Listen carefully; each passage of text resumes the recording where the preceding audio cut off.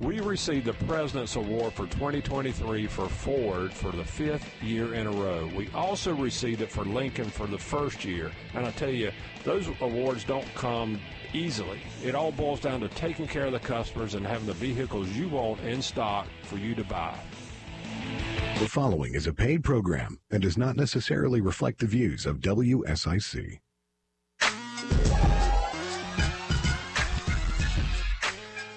Good Friday morning, everybody. This is Senator Vicki Sawyer here and from Cornelius, North Carolina, and excited for cool fall weather and even better hot politics. So thank you so much for listening to We're Just Saying on WSIC News. And I'm excited to have a guest that we always hear so many positive things about when he's on. And I regret that I haven't had him on lately, but thankfully he called because I was in a little bit of a pinch today. And so I want to welcome to the show Joe Stewart. You guys remember now, Joe Stewart is the Vice President for Governmental Affairs, and he spearheads for the Independent Insurance Agents of North Carolina. That's his day gig, and he works with us legislators to help us through very weighty insurance topics. But on the side, he also is like a political analyst and guru, and you'll see him on a bunch of shows, including PBS State Lines. And I just want to welcome Joe Stewart to the show and looking forward to you imparting our wisdom or your wisdom onto us. Senator Sawyer, it's always great to be on with you. Oh, you're very, very kind. Well, we had a big week. There was something called a presidential debate, and I'm assuming you were watching, something else other than that, or did you tune in? And if you did, what were your thoughts as you were looking through Vice President Kamala Harris and former President Donald Trump? Well, it's interesting. Whenever there's a debate or State of the Union or any of these monumental sort of public addresses or very high-profile, significant events, I have a tendency not to watch it in real time, but to listen to the press about it the day after and then go back and watch it and see how what I see compares with the way it's being reported. Because, as you know, Senator, a lot of times what actually happened isn't as important in the realm of politics as how people perceived what happened. And the interesting thing for the debate is the polling that was done afterwards showed that a significant portion of people, if you have to declare somebody as a winner of a debate, although I'm always a little doubtful about that, but people felt like the Vice President Kamala Harris had, quote unquote, won the debate, but it didn't change anybody's mind. No one in this poll said they were going to do anything different than what they were already planning to do in terms of how they would vote in the presidential election based on the debate. So I'm not sure what the meaningfulness of being declared the winner if you don't get anything for it, right? Yeah, it seems like a hollow victory. So I guess what we're thinking is those who've already made up their mind are the ones who actually watched the debate, and the undecideds are just not paying attention yet. Is that what you're gleaning from that? I think that's absolutely the case. I think the presidential contest is really going to come down to maybe even just the final 72 hours before Election Day, and that very small handful of people in that 7 or 8 battleground states are going to finally come to the decision that they're going to make in terms of how this plays out. And so probably any of the polling data that we're seeing now, any of the assessment of voter attitudes, really doesn't matter as much as what we see in those final days just before the election. Wow, that is just nerve-wracking for us politicos to think it's all going to come down to the last few days before an election. And now you mentioned polling, and you have seen North Carolina in and out.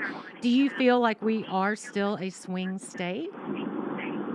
Yeah, we are. And if you think about it, just going back to the last couple of presidential elections, even in the 2016 contest, Donald Trump's 3.5 percentage points or so margin of victory, relatively close. 4 years later, when he was running against Joe Biden, won the state by about 1.3%, but that was the closest of any of the margins in states that Donald Trump had here. So, yeah, I think we are, in many ways, the purplest of purple states in terms of the presidential contest. The polling now shows it almost a dead heat, which I think is probably accurate. And the key will be, Senator, which of the two campaigns can keep their own voters enthusiastic, excited, motivated to actually turn out and cast a ballot, and which campaign over that tiny little handful of yet Yeah, so that is I always I think, like, every time I've been in an election, especially at this level, I hear it always comes down there's certain things that ring true at every election, and one of those is it always is about enthusiasm of the base and voter turnout. It sounds like you're saying the same thing. I mean, this it truly is about voter turnout. Yeah, in this case, it will be. And, interestingly enough, the last couple of presidential contests, we've seen record participation among registered voters in the 70 percentile, which is an increase of what we've seen in years past. Historically, older people have a tendency to vote more consistently than younger people. A lot of reasons for that. But the younger generational cohorts within the voter registration files now constitute a significant portion of the overall electorate. It's just that their representation in the actual election is not as great because they don't participate at the same rate as older voters. But we've seen some greater enthusiasm among younger voters in the last couple of presidential cycles. We'll see if that holds true. When Biden was the Democratic nominee, the support that he had among younger voters was not as great. I think there was a little discouragement because Biden did not seem as relevant as a candidate to a younger person because of his age. Kamala Harris has come on the scene and done a pretty good job of trying to restore whatever enthusiasm there is to be found among younger voters. She, in her campaign, was very successful in the utilization of social media and bringing on younger celebrities, rap stars, singers, and such. It's not quite, if you look at the polling, it's not quite back where it was in terms of the actual performance of young voters, in terms of stated enthusiasm in these polls. It's better than it was under Biden, but it's still not really at the level that it was in the actual election of 2020. And that's a key constituency for the Democrats. They've got to get younger voters enthusiastic and participating, and whether or not they can do that in the few weeks remaining in this election is yet to be seen. Absolutely. And then right before the break, we have a couple more minutes left. I'm curious, do those younger and older voters have similar issue sets that you've seen in the polling, or is it, you know, all over the place, or what is motivating those different folks to vote? I mean, is it really all the economy? I mean, are we looking at other things like abortion? I mean, what is on these voters' minds that you've seen in the polling? Well, Senator, I always say every voter's main issue is the economy, unless it's about something else. It has a tendency to be a couple of key issues, and different constituencies within the voter segments will have different issues that matter most to them relative to their support for a particular candidate. Among younger voters, you see that the issues on abortion, a little bit about the conflict in the Middle East is more important than other sorts of issues. But it still remains overall, when you ask voters what is foremost in their minds, it is economic issues. People are very pessimistic about the economy currently. Inflation continues to be stated as a primary concern for people, even though we could say the economy, generally speaking, by any economic considerations, is in pretty good shape. People's perception of it is that it's not good, and that's what matters, is people's perception, is they vote on what they think and not necessarily what the actual case may be for a particular issue. But I think there's a wide range of issues that are now influencing these different voter segments. But at the end of the day, I think the economy remains the first and foremost issue for most people.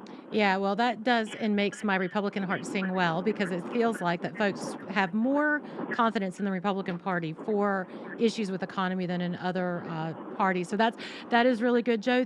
Do want to say thank you so much for calling into the show. On last minute. So I appreciate you coming in and calling. We are going to go and take a break right now. You are listening to Joe Stewart, VP of Independent Insurance Agents of North Carolina Governmental Affairs, and Senator Vicky Sawyer. Thank you so much for listening to We're Just Saying.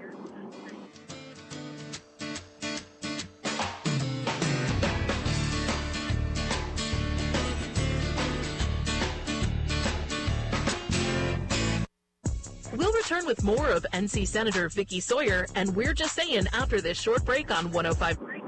Hey, Joe. We're not on the air right now. In my desperate for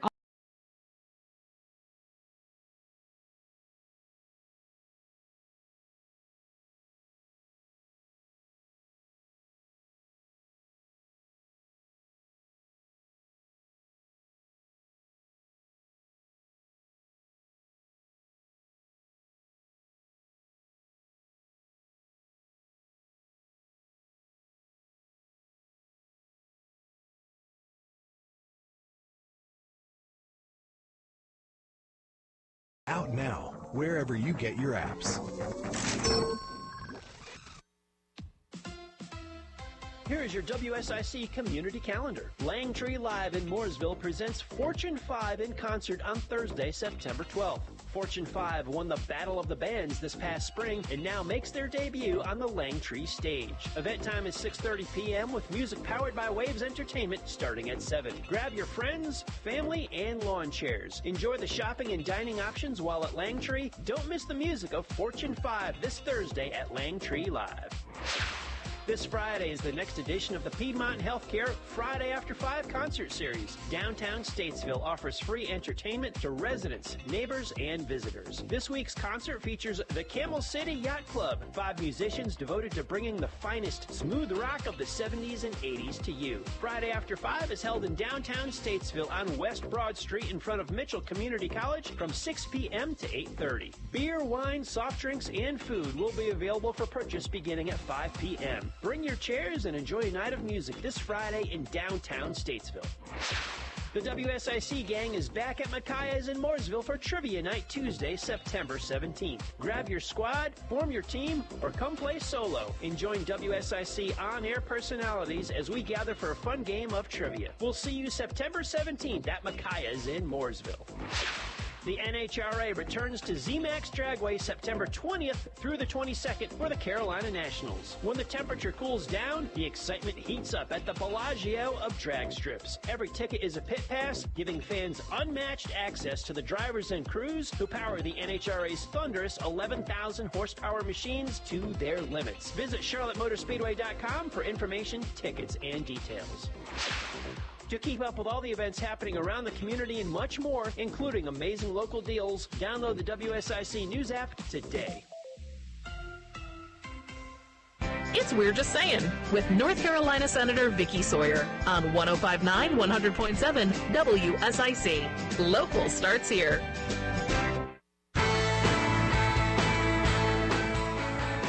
Well, welcome back to We're Just Saying. I am Senator Vicky Sawyer, excited for this great lineup of folks who are calling in. And the next caller, I'm going to have to stall a little bit because in fine Danny Earl Britt fashion, he is calling me on my cell phone and not the radio show, on the radio line. So we will, let me text that number to him and then he can call in. But as he does, hold on one second. Let me do this. I'm texting on the air. Yes.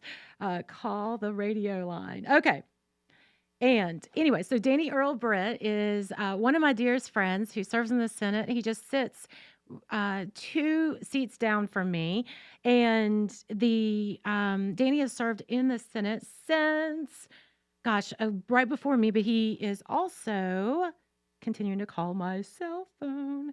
All right. And, pull that up there.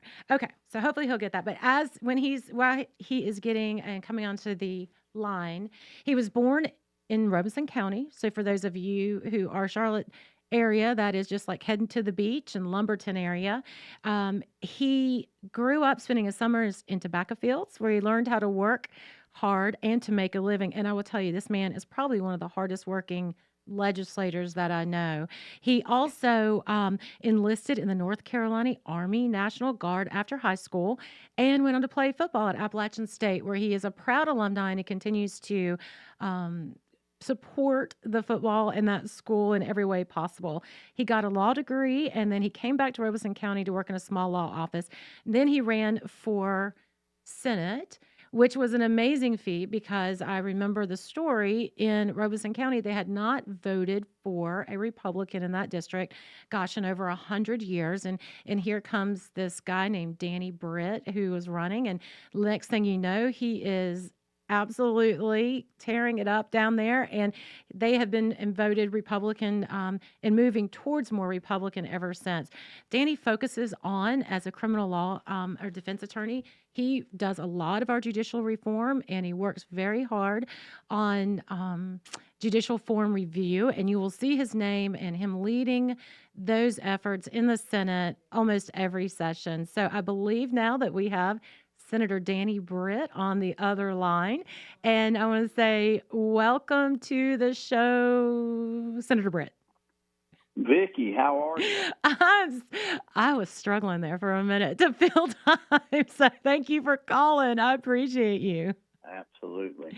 Not So, a problem. so Danny, this show is based out of Cornelius, so North Mecklenburg, and we have a pretty big listening audience across the state, but primarily here in the Charlotte region. Tell us a little bit about your district, and I was bragging on you about being one of the first, or if not the first, Republicans to be elected in the state house in that area in, gosh, over 100 years. Yeah, ever. Ever. Oh my gosh. So very rural southeast North Carolina. Originally, my district was comprised of Columbus County and Robinson County for the first 3 sessions I was in. The 4th session, it changed to be Hope, Scotland, and Robinson. But when I first ran, it was a 72% registered Democrat district. There was little to no support at all from the state party until about 2 weeks prior to the end of the election. There were the Republican caucus headquarters folks for the Senate majority suggested that I file as an unaffiliated and run as an independent candidate, and they just didn't think I could win as a Republican, and they couldn't financially support me running. So. Wow. It was one of those situations where I just said, hold my beer and watch, and was elected at a time when folks did not think it was possible. And not saying I have any psychic abilities, because if I did, I'd be picking lottery tickets and not practicing law and running a little property business. But I would say I kind of saw the writing on the wall, so to speak, where Eastern North Carolina was going in direction-wise politically versus where the rest of the world was headed or seemed to be headed. Yeah, I mean, it's just amazing what you were doing. And I remember Senator Rick Gunn telling the story about being in the caucus and they saw some polling coming out of you and they were just all shocked to see how well you were doing. But I think that speaks to your character and your ability to talk to all people, right? I mean, you are probably one of the very special senators, I believe, that have the ability to have patience to sit down and talk with all sides, because you do a lot of criminal justice reform, and there's a lot of not Republicans in the criminal justice reform world, right? And so you really do have to have some patience. And I think one of your favorite sayings is when you're presenting a bill, you're like, no known opposition, and we have, stakeholder engagement, and that's so true. And I'm really proud of you for that. Well, thank you. Yeah, it's definitely in the world of criminal justice issues. It's a dynamic group. You do have a lot more folks in the business sector, Chamber of Commerce, Koch brothers, just to mention a few, Coalition for Criminal Justice, Conservative Coalition for Criminal Justice Reform. You do have a lot of those folks that are starting to realize just the impact on our economy that some of the things we've done in the criminal justice world, that some of the things we've done could actually benefit our economy by at least helping folks who have made that mistake, that we need to get back in the job market. We need to get back in the housing market.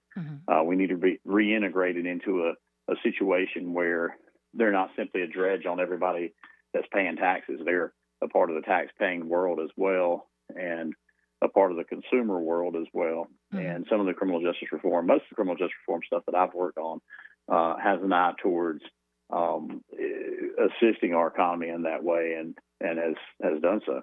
Yeah, you've done a lot of good work in that area, and just look back into your body of everything that you've passed and been a leader, and you're kind of like the go-to guy in our caucus on these kind of issues. And so it's nice to have you there, and I also continually to feed you almonds during the session to make sure I have some Danny Britt snacks, because if you've ever met Danny, he is constantly on the move. And so I think it takes a lot of energy. So I'll make sure he has some almonds on the floor. Danny, as you know, you have a kind of a race coming up, right? I mean, we're talking about you being an incumbent and that area is turning more Republican, but that doesn't mean you're a shoo-in. So tell me about this race coming up, and then make sure to let folks know how they can help and support you as well. Yeah, certainly. So the way my district is drawn, it's still considered a toss-up district. It's very much a district that could easily go towards a Democrat. There have been Democrats that poll in my district better than Republican. Mm-hmm. Currently, the generic Democrat is actually winning in polls in my district. Wow. So it's not going to be an easy race. My races are never easy races. I always have always seemed to come out on top and do well in the past. I hope to continue to. My opponent is extremely liberal. She's from New York, then Florida. She's been here for about 2 years.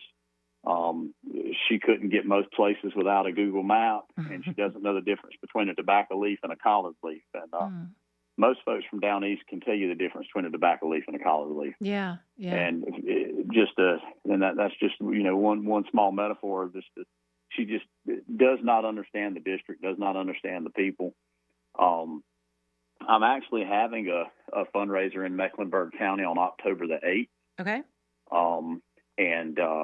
And trying to raise a little bit of money out that way. I've done several things working with the business community there in downtown Charlotte. And the Pretrial Integrity Act, one thing that a lot of the hotel owners and property owners down there were dealing with folks that were damaging property, that were trespassing, and the second that they would get turned in, they were leaving the police department prior to the officer who was booking them in.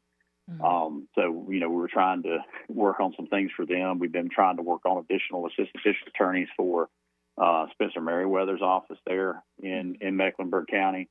And Spencer's done. I mean, he stood with us in support of the Pretrial Integrity Act against his senators that represent Mecklenburg County that were against it. Yeah. Because he knows that public safety is important and has done a good job as a DA to promote public safety, and has done so with a smaller staff than what he really needs to get the job done. So we've been working with some folks that are involved with the Charlotte Mech Police Foundation and some other groups there in Mecklenburg County to try to get some additional funding for additional ADAs there in Mecklenburg County, but also several other issues around Mecklenburg County that I've worked on as well. And with those folks, they're trying to have a little fundraiser for me there October 8th. But I've got a website I can provide that folks can go to and read a little bit more. Any support that folks are willing to give, I'd very much appreciate it. $5, $10, $100. Campaigns are expensive, not just mine, but campaigns that I'm able to help support in other areas as well. Yeah, no, and that campaign website is BritForSenate.com, and a cute picture of him and his wife and his beautiful babies, and there aren't babies anymore, but you can learn more about Danny there. And October 8th, he is going to have a fundraiser. And, going back to, I guess, your opponent, Eastern North Carolina is just a special place, right? And it is in transition, and if you don't understand the people who live there, you definitely cannot understand what they need at the Raleigh. And you have done such an amazing job bringing back resources and respect and understanding for that whole area. It would be a shame if they miss out on you representing them. So I hope everyone gets out and supports Danny Brett. Thank you so much. So we got 30 seconds left. Danny, is there anything else that you'd like the listening audience to know? No, I just want them to know just what good of a service you do for us in the General Assembly as well. Just like, with the issues that I deal with and having expertise in the law, it's important to have folks that have expertise in other areas like that in the insurance area like you do. Oh, well. It's one good thing that we have in the Senate is we've got a lot of experts at certain things. And, it's good to be able to call on those experts whenever we have an issue, but we've also got a good, well-rounded Senate and Senate members like yourself and many others that I serve with and that we serve with that are intelligent enough to get their minds wrapped around areas that aren't even in their career base. That's right. The economy's doing nothing but getting better with who we have up there. We just need to keep moving in the right direction like we are. Yes, sir. I could not have said it better. Thank you so much for being a part of my Senate family. And I'm going to ask the listeners to make sure that they support your campaign so you continue to be so. Thank you so much for listening to We're Just Saying. That was Senator Danny Brett. Awesome. Thank you. You're welcome. High temperatures in the upper 70s, near 80. That's your forecast from the WSIC Weather Center. I'm meteorologist Chase Myers. Temperatures are heating up, but the Todd prices Johnson's are cooling calling in down at next. Randy Marion Ford Lincoln here in Statesville. How about this?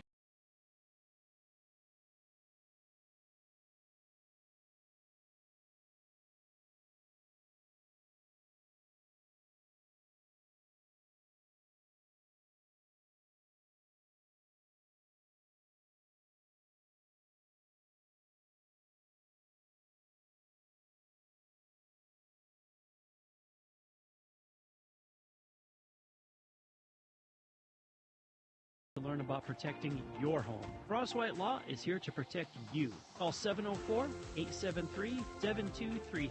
FrostwhiteLaw.com. Drum Landscape Supply is the go-to spot for anything you need for your yard. Transform your landscaping. Drum Landscape Supply has trees, flowers, natural stone, custom blended grass seed, mulch, and more. Plus, they deliver. DrumLandscapeSupply.com.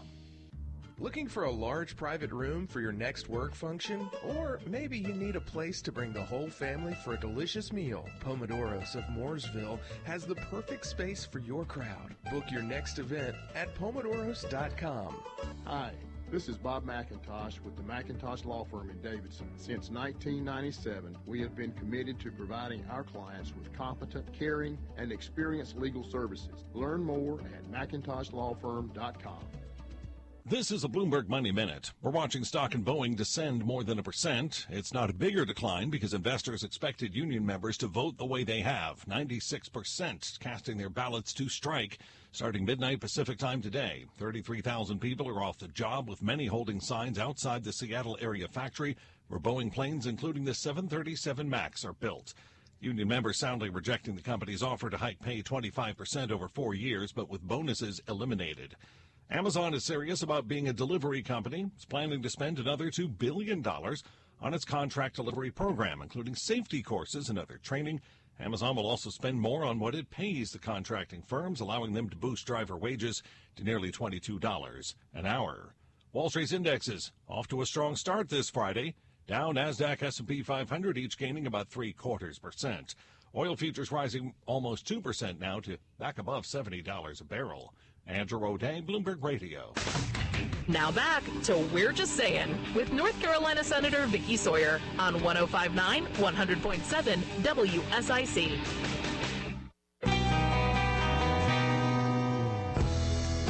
Welcome back, everybody, to We're Just Saying. This is Senator Vicky Sawyer, and I feel like it's kind of a Senator bottom of the hour here with Senator Todd Johnson, who's just called in. Now, you guys may know him because he is not from Charlotte, but from the Charlotte area. He grew up in Anson County and now lives in Union County. He was first elected to the Senate in 2018. He's definitely a conservative businessman. He reminds me of that all the time.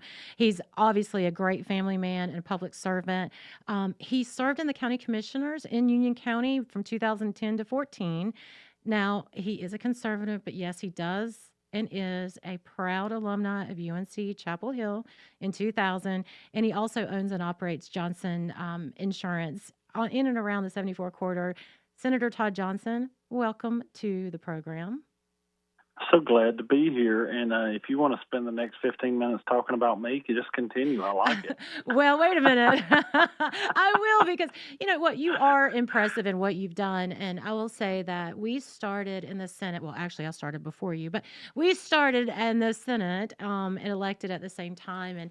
And over time, I've just really watched you grow as a senator. And you are really one of the leaders in the Commerce Committee, Insurance Committee. I mean, you and with ABC laws and regulations and reform.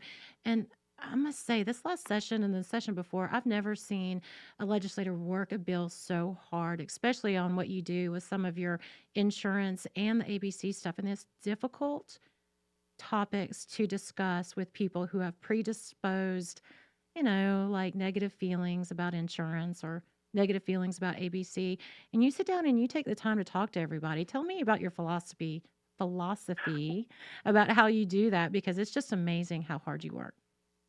Well, I appreciate the kind words, but I'll tell you, these are two very complicated topics. And one thing you pick up on, and I know you can attest to it as well, is nothing done in Raleigh is done by itself. It takes a lot of people working together. And something that I think both you and I have figured out pretty early is you have to build coalitions, and you have to build relationships with fellow members, both in our own chamber, in our own caucus, members with the other caucuses in our own chamber, member across the aisle, in the House and the Senate. You have to build these coalitions, or you're just not going to be successful. And I've never been accused of being short-winded. I've never been accused of not being willing to talk to folks, because heck, I like to talk. I try not to talk at folks. I try to talk with folks and let them get a word in edgewise every now and again. But with these two very complicated topics, no one likes paying their insurance bills. It's because you're giving a whole lot of money and you're getting a piece of paper and a promise in return. And a lot of times either a mortgage company or an auto company or the state of North Carolina is telling you have to buy it. So you kind of start off on the wrong foot there. And then in terms of ABC, very complicated issue. But with that, you get kind of caught up in the crossfire of, personal responsibility, freedom, liberty, and then, everybody's life has been affected by alcohol, either themselves or their family or someone they know, someone they love. And so trying to strike that balance and what is government's role in that balance. So it takes a lot of communication, a lot of working with folks, sitting down, helping them understand it, because I can tell you, if you don't know, you're going to have to take my word, but we have some very archaic ABC laws that were written umpteen years ago. I mean, long before I was even born. And so it takes a lot of work and a lot of studying and reading and talking about it with folks, just to even figure it out myself, and then have to figure out how to, what changes are good, and then how to get those changes made. And so I guess the only way to really get things done is just to communicate with people. And, unfortunately, I like to talk a lot, so it kind of goes hand in hand. I think it's great. I mean, okay, I'm going to put you on the spot here, but tell me off the cuff, what was like the most archaic or just wacko ABC law that you've come across that just like, why in the world is that even a thing? Yeah, so you've only given me 15 minutes today, and that would take probably 2 hours to go through the list. But just here's one that just popped in my head. I mean, there's a number of really, really bizarro, crazy things, but one that just popped into my head is we made this change recently, and I kind of understand where it was coming from. But if you go into an on-premise licensee, so a bar, a restaurant, someone in your local community, you look up on their shelves and they have a bottle of spirits, you're going to see a sticker on that bottle. And so the sticker on that bottle means that permittee has paid the tax and is allowed to sell that for on-premise consumption. And there's rules that, when you're emptying the bottle, you have to destroy the stamp so you can't reuse it, et cetera. Well, what happens is sometimes maybe a bottle gets wet or water splashes on it. When that sticker becomes, the adhesive on that sticker becomes problematic. Well, if that sticker falls off and you can't get it to stick, you can't sell that product because that sticker has to be on there. So one of the pieces of this past legislation was we made it legal for a permittee to take a clear piece of adhesive tape to put over that, as long as it didn't, change anything on the sticker. It just simply held it to the bottle. That's the kind of crazy, archaic, granular legislation we have regarding ABC. And that's just very small one of a bazillion different things that we should be working on. Yeah, and it sounds silly, but if you didn't pass that legislation, I'm sure there was some bar that got fined or shut their doors because they didn't do that. And you have to get into the nitty-gritty. I mean, that's what you've been finding? That's absolutely, because you've got, what you find, and I think what all of us find through life is most people want to play it straight and want to do things by the rules. Most people don't set out to say, I'm going to break the rules. So you find these, which are typically small businesses, local mom and pop places that are just trying to eke out a living, and they run into some strange, archaic law that the state can either ding them on, or in some cases, depending on a number of factors, could even take their license and therefore shut their business down. So trying to make it good for small businesses in this state is something that I've set out early on to do, and this is just one little piece of one little corner of the small business that we try to fix and make it easier for folks to follow the rules, but also do business and let government try to be out of their way as much as possible. Absolutely. And I think that's one of the tenets of what your philosophy is to reduce regulation, to allow small businesses and all businesses to prosper. Because in fact, you are a businessman, right? I mean, this senator gig does not pay your bills. In fact, it may cause you some. Does not. Yeah, it's we're not getting rich doing here. I do love when folks call up. I'm sure you get the same thing, and they're saying, "Hey, get one of your staff members to do something." I'm like, "Yeah, this is state legislature. We don't have a congressional staff. It's me and in my case, Joey, and I know you've got a different LA, and we're doing all we can to answer emails and phone calls and work on legislation and have constituent visits, et cetera, et cetera." So. It's not. We are not Washington, thank goodness. Yeah. Well, I do want to put a plug in for you, especially with your website. Again, you're listening to Senator Todd Johnson on the line with me, and you can find out more about him for votetoddjohnson.com. And, you can look at our districts, and Todd's is a little similar to mine, where it looks like it's heavily Republican. So some may say, well, why are you out there hosting fundraisers, or why are you calling me for money, or why are you, you don't have a race. But Todd, you mentioned it before.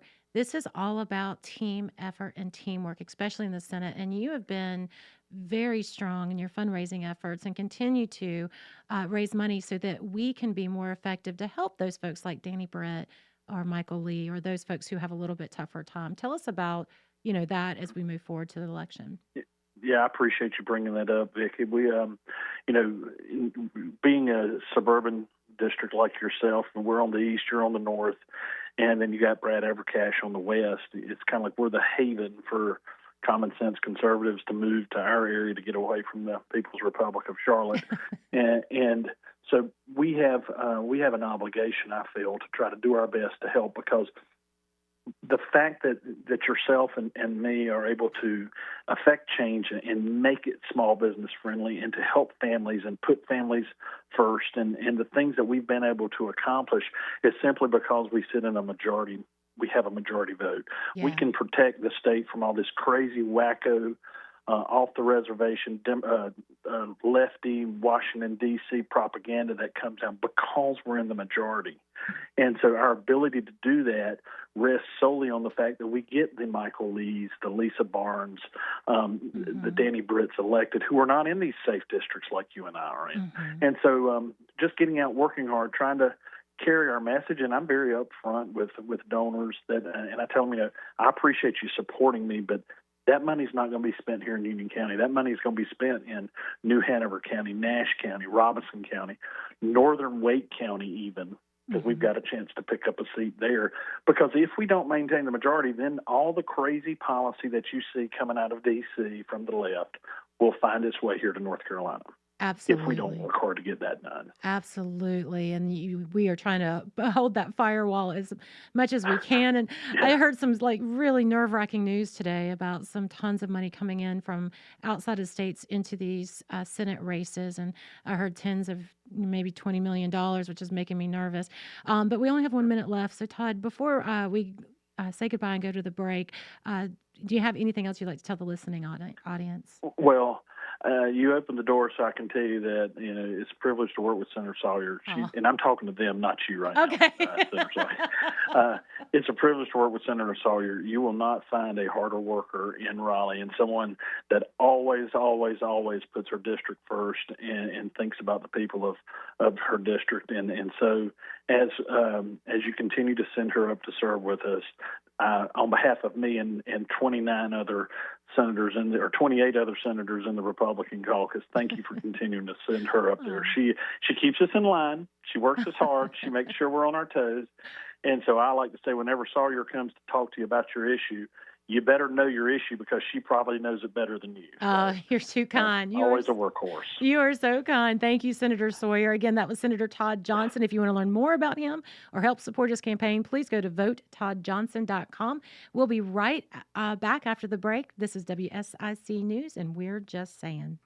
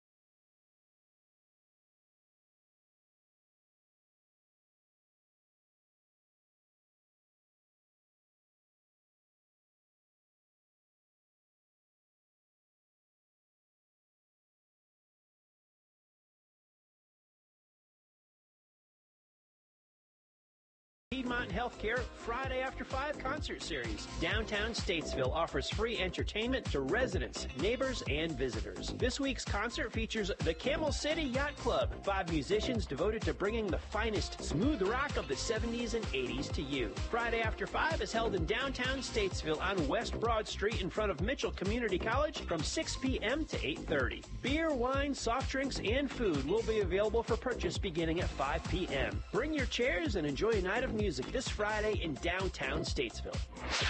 The WSIC gang is back at Micaiah's in Mooresville for Trivia Night Tuesday, September 17th. Grab your squad, form your team, or come play solo and join WSIC on-air personalities as we gather for a fun game of trivia. We'll see you September 17th at Micaiah's in Mooresville. The NHRA returns to ZMAX Dragway September 20th through the 22nd for the Carolina Nationals. When the temperature cools down, the excitement heats up at the Bellagio of drag strips. Every ticket is a pit pass, giving fans unmatched access to the drivers and crews who power the NHRA's thunderous 11,000 horsepower machines to their limits. Visit CharlotteMotorspeedway.com for information, tickets, and details. To keep up with all the events happening around the community and much more, including amazing local deals, download the WSIC News app today. Call now to speak with NC Senator Vicky Sawyer at 844-STUDIO-4. It's We're Just Saying on 105.9, 100.7 WSIC. Well, welcome back to our last segment of We're Just Saying, and I'm excited to give you a little bit of city flair, the city of Charlotte flair. Now, as state legislators, I think you've actually even heard someone talk about the great state of Mecklenburg, and we goof around about Charlotte trying to be there, maybe succeed from the Union one day. But we do have one of the only 2 Republicans who serve on the Charlotte City Council. He's on the line with us today, Tark Bakari, and he and I actually had been at a same event this week, and I met his lovely wife, who's also running for the North Carolina State House, and we were supporting their Stacey McGinn, who's running for Senate down in South Charlotte. And he spoke on her behalf, but he spoke about things that are happening in the city of Charlotte, and he knows the ins and out of it because he's at the council meetings all the time. And so I thought, what a great opportunity to have someone who's like-minded on the show. And I just thank you so much for calling in on such quick notice. Thank you. Welcome to the show. My pleasure. And I'll mimic our friend Todd Johnson, who just got off. It is a pleasure to have someone like you to be able to work with, especially down here in the great state of Mac and Charlotte, when all the ideas aren't always sane, and having a logical partner that knows what's going on is certainly something I cherish. Yeah, and talk about that, because I've heard you speak before about some of the things that you really do get faced with, where you just get this moment, like, are you kidding me? This is what we're discussing. And I think recently it's been about crime, but as one of the sole Republicans on the Charlotte City Council, you really are, sometimes it's a 10-1 or 10 or 9-2 or whatever it is vote. I mean, and you're very vocal about it. I appreciate that. But we were talking about crime earlier, and you were sharing some statistics that were very scary for me about the city of Charlotte. Do you mind telling the listening audience the same? Sure, of course. And I think the punchline here is Charlotte, it's a lot about what we decide not to talk about and address versus where we spend our energy and priority. And crime is probably one of those unfortunate buckets that just doesn't get the airtime from us that it deserves. And if you think about, we're over here throwing record-breaking money at affordable housing and arts and all these things, which are important topics, but you have to have a plan for, and we don't even have that. That's where we're spending our time. And crime is one of those ones where if you just go talk to average, regular people that live around here, that's going to pop up in the top of their list, especially in my district, which is, south of Uptown, like the South Park area and surroundings. So, right now, just at the halfway point of 2024, we cracked over 60 homicides, which is a lot. We're on pace to. You always know, the over/under is around 100 each year, and honestly, it's not the best indicator of really what's going on. If we're under 100 just barely, and all of a sudden we claim victory, we're on a pace to crack through that right now. But what concerns me even more is some of the other bigger stats that impact a lot more people's lives, like over 18,000 property crimes at the midway point in the year. And I mean, that's a lot of people. And I bet you people listening, especially those who, frequent Charlotte, probably have a story. They probably have a personal connection to that stat. That's the one that bothers me a lot. And then finally, the commercial kind of retail theft burglaries, that's over 1,100. And the Harris Teeter at Moorcroft right there in South Park is a great example of the two people who came in, retail organized crime, sprayed people with bear spray. There's still someone in the hospital. It's just bad. That's terrible. And, not only for personal safety, but for financial well-being in the insurance industry, and you know this because you're in business as well, when you live in a high crime area, insurance companies actually respond by making sure everybody pays more money because they know that they're going to have a higher probability of paying out a claim, right? And so, even though you may not be, have a crime committed directly against you, those crimes compounding over time are costing you in your pocketbook. So it affects everybody in that community. And thank you for continuing to highlight that.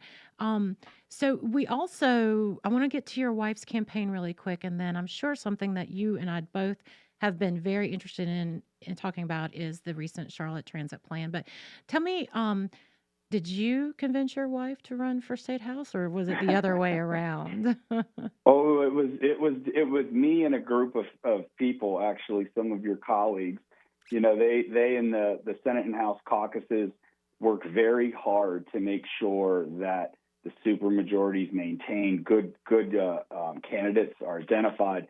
And this was one that is a tough district to run in, but also is really important when you think about not just the supermajority and good people being there, but having someone from the city of Charlotte in the majority to represent them, which is something we don't have right now. And I don't think I need to go into the details of why that's so critically important.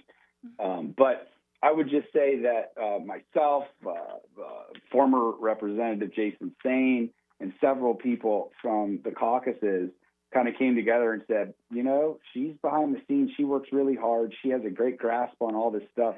This would be a good get. Yeah. And it took us a little bit to convince her, to be quite honest, but now she's in full gear. And I really believe, the fact of the matter is, two stats I'll just leave you with on this. One, this is a place that obviously votes Democrat, but it is also the number one place in the entire state of North Carolina for split ticket voting. People are willing to vote for a president or governor in one party and somebody down ticket in another. So that's really good. And paired with the second fact that over 95% of her precincts in this district overlap with my city council ones, which means, I've always had uphill elections and battles every single time. And we share the same last name. So, all those things kind of set her up in a unique position to run really hard and possibly surprise a lot of people on November 5th. Yeah, thank you for saying that, because it is important for our caucus to grow, especially in urban areas. And not just because, we want to have a majority, but, oftentimes rural legislators and suburban and then urban legislators, we all have different perspectives. And that's the beauty of the soup, right? You're supposed to represent North Carolina and make laws. But if we continually don't have representation from the urban districts in the Republican caucus, then the cities are kind of missing out. And I think Krista would be someone that could bring that perspective. And there are a lot of Republicans in these areas. It's just there's not enough usually to overpower the voting math. And it's not just missing out, Vicki. It's not. I love that point. But I'd also say it's not just missing out. And I've said this a long time, these are the front lines of this ideological battle that's going on in these urban top 20 cities across the nation. Mm-hmm. And just like the Mecklenburg County Commission or other places, when they're left unchecked and it's all one party rule, they're free to experiment and they don't get pushback. They don't have a robust dialogue. And then those borders creep out. So this is truly, to me, a calling, not just for great representation, but to be part of the battle on the front line. I love it. And then tell us, the listening audience, if we want to learn more about Krista, what is her website, or how do we learn more about her? I'll look it up. I'll put you on the list. And I'm going to type it when I say No, me too. I shouldn't have done that. Yeah. Bakari.com. It's got to be. It is. Krista, Krist. Yeah, it is. I'm sorry. I should never put you up for that. Okay, so let's quickly transition to something that, so we can get off Krista's bad list. We, both of us, have been recently in the news a lot about the Charlotte Transit Plan. And you were one of the dissenting votes against the adoption of the governance policy. And I want to be clear, guys, I don't think you have been negative towards the process necessarily, but just the governance has been a very big issue for you. Can you explain to our listeners kind of some of your concerns and where you see it going from here? Well, and I would just say, I think the process and some of the flaws in that as to how people have approached this has led to my biggest challenge that's out there right now, which is the governance. And it's been a lot of politicians, or not even politicians, just a couple people in back rooms making deals, not bringing a lot of us into the loop that are the stakeholders. And then all of a sudden they bring us this baked product. And that's what a lot of people in Raleigh constantly are annoyed by, but it's happening here locally as well. And again, the fact that we've capped rail, I think, and started a focus on roads first is really critical. The fact that, we're sitting in a spot where the northern towns, a lot of people that are probably listening right now, have the potential for the red line. I'm not a big light rail fan, but promises were made a long time ago and never kept. And so the red line is something that isn't nearly as costly as a lot of the other rail options, and it's delivering on something that they were promised a long time ago and that wasn't delivered on. So there's aspects of good stuff here, but we're talking about raising taxes at a time when the economy is where it is, where we've just raised taxes in the last budget cycle, and we don't really have a great plan. We've got a lot of plans on light rail. They spent all their time doing that.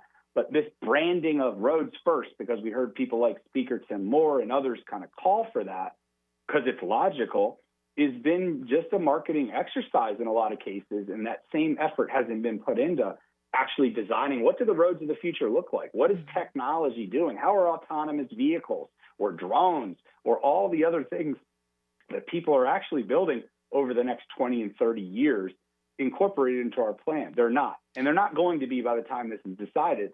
So the governance model is everything. And right now, if you know what a 27-person board looks like, you know that isn't very effective unless you're the General Assembly. Yeah. And you also know that politicians appointing their friends and local activists to this body is a recipe for disaster. Yeah, I completely understand. And we only have about 30 seconds left. Again, you're listening to Councilman Bakari from the great state of Mecklenburg. No, I'm kidding. For city of Charlotte. Gar, sorry, I just had to do it. Thank you so much. I just have to check. Councilman, thank you so much for calling in and being here for me on short notice and explaining how wonderful you and your wife are doing down there. And thank you for keeping up the good fight. I appreciate you.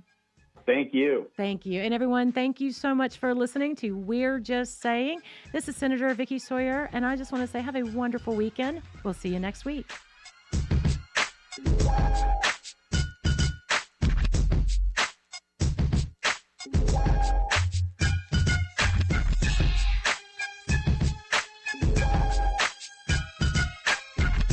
Serving you better than ever before. 105.9